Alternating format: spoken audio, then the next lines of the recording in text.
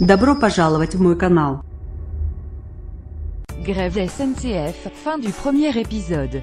Comme la veille, les clients de la compagnie publique ont dû composer mercredi avec un trafic très perturbé. En moyenne, seul un TGV sur 7 a été maintenu, tandis que les franciliens n'ont pu compter que sur des circulations au compte-gouttes sur la majorité des lignes. Selon la direction de l'entreprise publique, le taux de grévistes était pourtant en baisse de 4 points d'un jour à l'autre, à 29,7% contre 33,9% mardi. La proportion de cadres en grève aurait reculé de 17% à 11%. Mais la mobilisation est restée très forte chez les agents indispensables à la circulation des trains, comme les conducteurs 74% de grévistes, les contrôleurs 77% et les aiguilleurs 46%. Contrairement à ce que la SNCF redoutait, les difficultés devraient rester limitées jeudi, échéance à laquelle 3 des 4 syndicats appellent à reprendre le travail. Sudrail garde la volonté d'embrayer sur une grève illimitée, mais cette stratégie est entravée par l'obligation légale de se déclarer gréviste au moins 48 heures à l'avance. Un trafic TGV quasi normal jeudi. Dans beaucoup d'endroits, les assemblées générales devraient voter des motions pour demander un durcissement du mouvement la semaine prochaine, a indiqué un porte-parole de Sudrail à l'AFP. Dans l'immédiat, la reprise des circulations s'annonce moins octante que redoutée, avec un trafic TGV annoncé comme quasi normal par la direction, et 3 Transiliens et TER sur 4.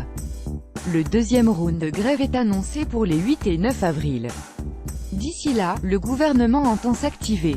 Son porte-parole, Benjamin Griveaux, a réaffirmé que la transformation de la SNCF serait menée jusqu'au bout, avec calme et avec une grande détermination.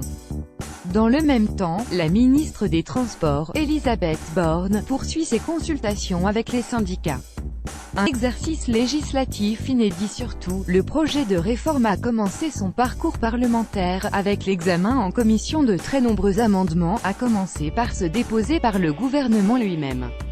L'exercice est assez inédit, l'exécutif introduit des pans entiers de lois classiques dans un texte qui devait à l'origine se cantonner à autoriser le recours aux ordonnances. La promesse faite par le gouvernement fin février est tenue, se félicite Lauriane Rossi, coordinatrice de la majorité sur ce texte. La concertation menée avec les syndicats a permis de sortir des ordonnances les sujets liés au calendrier et aux modalités de la concurrence et il est possible qu'il en soit de même pour la gouvernance. Des clarifications sur la concurrence. L'amendement apporte des clarifications sur plusieurs points essentiels.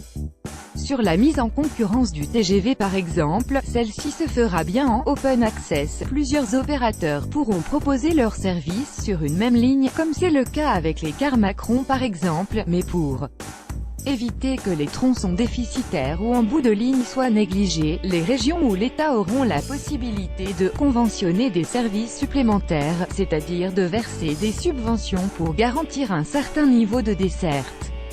Un autre amendement transpose la possibilité, prévue par les textes européens mais très encadrée, de déroger, pour les régions qui le souhaiteraient, à la mise en concurrence de l'opérateur historique sur tout ou partie de leur réseau. Il reviendra à l'ARAFE, le régulateur du secteur, d'évaluer si la demande de dérogation répond aux critères fixés par Bruxelles. Transfert de personnel. Les limites du volontariat flou demeurent par contre sur le sort des personnels SNCF en cas d'appel d'offres perdu dans les TER. Les transferts chez le nouvel opérateur se feront, prioritairement, sur la base du volontariat, mais si les candidats au changement d'employeur ne sont pas assez nombreux, l'employeur désigne les salariés dont le contrat de travail se poursuit auprès du nouvel opérateur, indique l'exposé des motifs.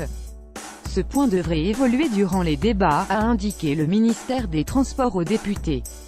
Il crispe également les futurs concurrents de la SNCF, qui digèrent mal que ce soit l'entreprise publique et non la région, qui ait la possibilité de choisir qui elle transfère ou pas. Enfin, le rapporteur du texte, le député En Marche Jean-Baptiste Djebari, devrait faire adopter un amendement prévoyant la rédaction dans un délai de 9 mois d'un rapport détaillé sur l'état de toutes les lignes du réseau sur lesquelles circulent moins de 20 trains par jour. Il est essentiel de mettre de la transparence sur le sujet des petites lignes, afin de donner tous les outils aux régions, pointe